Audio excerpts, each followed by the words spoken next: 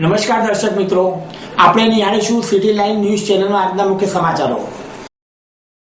અંબાજી મુકામે વિશ્વના મહાન લાડુને પ્રસાદ રૂપે વિતરણ. ભરતી પ્રક્રિયામાં નકલી દસ્તાવેજો રજૂ કરીને ભાગ લેનાર જવાનોની ધરપકડ. પટેલ અનામત આંદોલન દ્વારા લોલીપોપ ગણાવી વિરોધ. રેલવે ડીઆરએમ રાજકોટ મંડળની મુલાકાતે. અંબાજી મુકામે વિશ્વના મહાન લાડુનો પ્રસાદ રૂપે વિતરણ.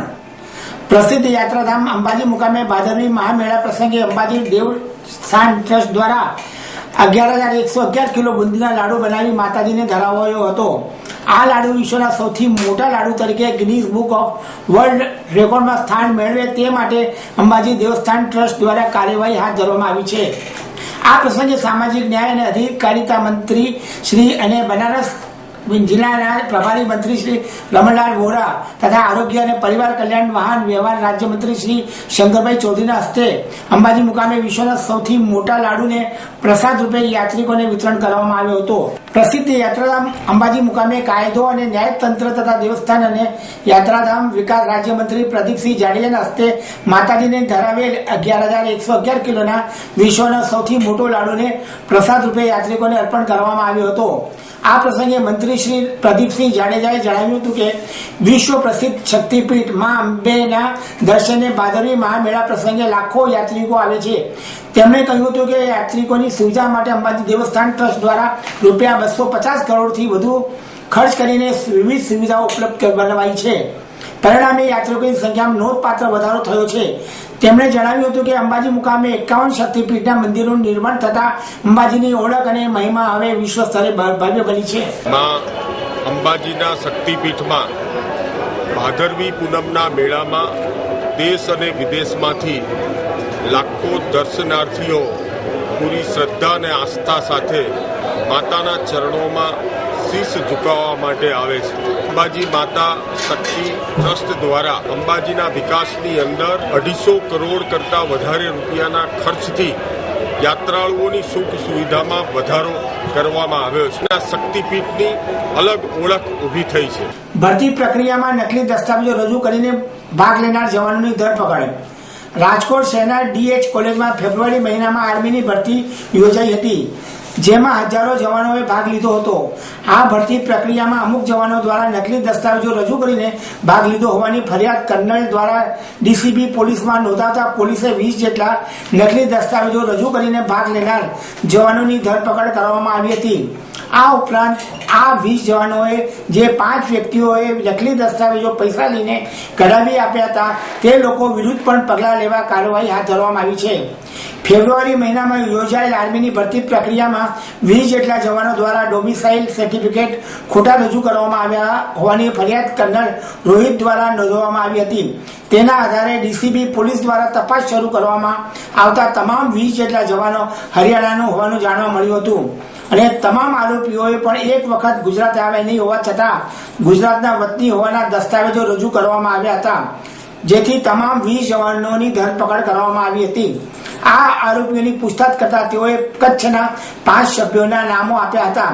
કચ્છ ભુજના 5 વતનીઓએ આ તમામ 20 જવાનોએ ગુજરાતના વતની હોવાનું નકલી દસ્તાવેજો બનાવી દીધા હતા. દરેક દસ્તાવેજ માટે 40,000 રૂપિયા લઈને લાખો રૂપિયા ઉઘરાવ્યા હતા, જેથી પોલીસે આ 5 આરોપીઓની ધરપકડ કરવામાં તજવીજ હાથ ધરી છે. એમાં ગઈ ફેબ્રુઆરી 2015માં રાજકોટ શહેરમાં ધર્મેન્દ્રસિંહજી કોલેજ ખાતે આર્મીની ભરતી પ્રક્રિયા હાથ ધરવામાં આવેલી, જેમાં બોગસ ડોમિસાઇલ સર્ટી તથા વગેરે રજૂ કરવા બાબતમાં આર્મી જામનગરના કર્નલ શ્રી રોહિત કુમાર પંત સાહેબે ફરિયાદ આપેલી, જે અનુસંધાને મૂળ હરિયાણાના અને ગુજરાતના રહેવાસી ન હોય એવા કુલ 20 ઉમેદવારોની ધરપકડ કરવામાં આવેલી છે, જેમણે પોતે ભરતીમાં પ્રક્રિયામાં ભાગ લેવા માટે પોતાએ ગુજરાતના વતની છે એવા ખોટા દસ્તાવેજો રજૂ કરેલા. પૂછપરછ હાથ ધરતા જે આ 20 ઉમેદવારોને જે આપણે હાલ ધરપકડ કરેલી છે તેઓ હરિયાણા જ રહે છે, એમનો જન્મ પણ હરિયાણા ખાતે થયેલ છે. ઘણા ઉમેદવારો એવા છે કે જેમણે ક્યારેય પણ ગુજરાતમાં આવેલા નથી કે ગુજરાત જોયેલું નથી, માત્ર ભરતી પ્રક્રિયા દરમિયાન જ આવેલા. એમ છતાં એમણે ખોટા પોતાના ડોમિસાઇલ સર્ટિફિકેટ રજૂ કરેલા છે, જેમાં સોનુ ગોસ્વામી, પવન ગોસ્વામી, દિલીપસિંહ જાડેજા, સતીશ હુંડા વગેરેના નામ હાલ બહાર પડી રહ્યા છે. તો સોનુ ગોસ્વામી અને પવન ગોસ્વામી મૂળ હરિયાણાના છે અને તેઓ હાલ અત્યારે કચ્છમાં રહે છે. એમના દ્વારા તથા દિલીપસિંહ જાડેજા જે કચ્છના જ વતની છે એમના દ્વારા તથા જે સતીશ હુંડા છે એ મૂળ હરિયાણાના વતની છે, એમના દ્વારા આ ડોમિસાઇલ સર્ટિફિકેટો રૂપિયા લઈ, જેમાં 40,000થી લઈ અને 2.5 લાખ જેવી રકમનો સમાવેશ થાય છે, એટલા રૂપિયા મેળવી અને એમનો આર્થિક લાભ મેળવી અને આ ખોટા ડોમિસાઇલ સર્ટિફિકેટ તૈયાર કરી અને આ ઉમેદવારોને આપવામાં આવેલા. પટેલ અનામત આંદોલન દ્વારા લોલીપોપ ગણાવી વિરોધ. પટેલ અનામત આંદોલનની જ્વાળા હજુ સળગી રહી છે ત્યારે રોજે રોજ નવા વળાંક આવતા જાય છે. હાઈકોર્ટે હાર્દિકને સૂચનાઓ આપ્યા બાદ પાટીદારો દ્વારા સહિત અન્ય સુવર્ણ સમાજ માટે મુખ્યમંત્રી આનંદીબેન પટેલે કરોડોના પેકેજની જાહેરાતો કરી હતી. જો કે આ પેકેજને હાર્દિકે લોલીપોપ ગણાવીને જણાવ્યું હતું. હાર્દિકે કહેલા લોલીપોપને જ વિરોધનો મુદ્દો બનાવી રાજકોટના પાટીદાર યુવાનોએ આ પેકેજનો નવતર વિરોધ દર્શાવ્યો હતો. સીએમ આનંદીબેનનું મોહરું પહેરી રાહદારીઓને યુવાનોને લોલીપોપ ખવડાવી હતી. પાટીદારો દ્વારા સહિત અન્ય સુવર્ણ સમાજના લોકો માટે મુખ્યમંત્રીશ્રીએ કરોડોના પેકેજની વિધિવત જાહેરાત કરી હતી. ત્યારે વિવિધ શહેરમાં પાટીદારોએ પેકેજનો વિરોધ કર્યો છે. આજે શહેરના ઇન્દિરા સર્કલ પાસે પાટીદાર યુવાનો એકઠા થઈ ગયા હતા અને મુખ્યમંત્રીશ્રીએ આપેલા પેકેજને લોલીપોપ ગણાવી જણાવ્યું હતું કે પાટીદારો સહિત પ્રજાને સરકારે લોલીપોપ ચૂસવા આપી છે.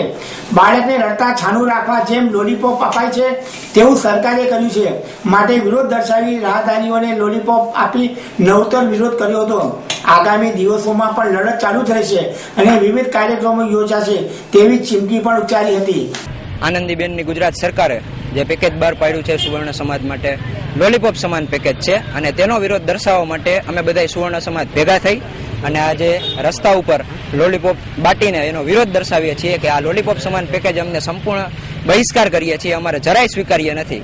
અમારે જોઈએ. રેલવે ડીઆરએમ રાજકોટ મંડળની મુલાકાતે. પશ્ચિમ રેલવે વિભાગના મહાપ્રબંધક ડીસી અગ્રવાલ રાજકોટની મુલાકાતે આવી પહોંચ્યા હતા. ડીસી અગ્રવાલનું ડીઆરએમ દ્વારા સ્વાગત કરવામાં આવ્યું હતું અને રાજકોટને લગતા વિવિધ પ્રશ્નો અંગે ચર્ચા કરવામાં આવી હતી. ડીસી અગ્રવાલે રાજકોટ મંડળની મુલાકાત અંગે પત્રકારોને માહિતી આપતા જણાવ્યું હતું કે રેલવે તંત્ર દ્વારા મુસાફરોને સૌથી વધુ સારી સુવિધાઓ મળી રહે તેવા પ્રયત્નો કરવામાં આવશે. યાત્રાળુઓને કોઈ પણ પ્રકારની મુશ્કેલીઓ ન આવે તેની તકેદારી લેવામાં આવશે. તેમજ મુસાફરો માટે એક શિકાયત બોક્સ પણ મૂકવામાં આવશે અને મુસાફરોના મંતવ્યો ઉપર પણ પૂરતું ધ્યાન આપવામાં આવશે. તેમજ રાજકોટ મંડળના વિવિધ વિભાગોના મુખ્ય કર્મચારીઓને મળીને કર્મચારીઓની સમસ્યા જાણીને તેઓના પ્રશ્નોનો ઉકેલ લાવવામાં આવશે. આગામી દિવસોમાં વર્ગ 4ના કર્મચારીઓની જે સંખ્યા ઓછી છે તે વર્ગ 4ના કર્મચારીઓની પણ ભરતી કરવામાં આવશે. રેલવે સુવિધા સૌથી સારી સુવિધા બની રહે તેવા પ્રયત્નો હાથ ધરવામાં આવશે. मेरा नाम जीसी अग्रवाल है और मैं महाप्रबंधक हूँ पश्चिम रेलवे का. आज मैं सुबह वो कस्टमर सेटिस्फेक्शन है, जब हम कस्टमर सेटिस्फेक्शन या उपभोक्ता की संतुष्टता की बात करते हैं तो उसमें चाहे वो हमारे यात्री उपभोक्ता हों, चाहे हमारे फ्रेट से जुड़े कस्टमर हैं, वो हमारा प्रधान फोकस है. आपकी जो भी शिकायत होगी या जो भी सुझाव होंगे वो बड़ी गंभीरता से लिए जाएंगे. बिकॉज मेरा मानना है कि हम लोग एक सर्विस डिपार्टमेंट हैं, तो जब तक अगर कस्टमर ही सेटिस्फेक्शन नहीं है तो हम कुछ भी कर लें उसका कोई अर्थ नहीं होता. कुछ हमारे जो स्टाफ के जो प्रतिनिधि हैं वो भी मुझसे मिलेंगे जिससे कि हमारे स्टाफ की कोई समस्या है उनको देखा जाए और स्टेशन के अलावा जो भी अन्य सुविधाएं जो रेलवे के जो यूनिट्स यहाँ पर हैं अगर समय मिला तो मैं वहाँ पर भी जाऊँगा. पार्डन काम में देखिए अभी हमारे यहाँ कुछ वैकेंसीज़ हैं, लेकिन जो हमारा ग्रुप डी स्टाफ है वो अभी बड़े शीघ्र ही काफ़ी रिक्तियाँ भर दी जाएंगी. वो प्रक्रिया मुख्यालय में चालू है और मेरे अंदाज़ से अक्टूबर-नवंबर से वो लोग आना शुरू हो जाएंगे, तो उससे काफ़ी कुछ हद तक विभिन्न भागों में जो नीचे लेवल पर जो स्टाफ की कमी है उसको भर दिया जाएगा. आप निहाळता रहो सिटी लाइन न्यूज चैनल. आ હતા આજના મુખ્ય સમાચારો.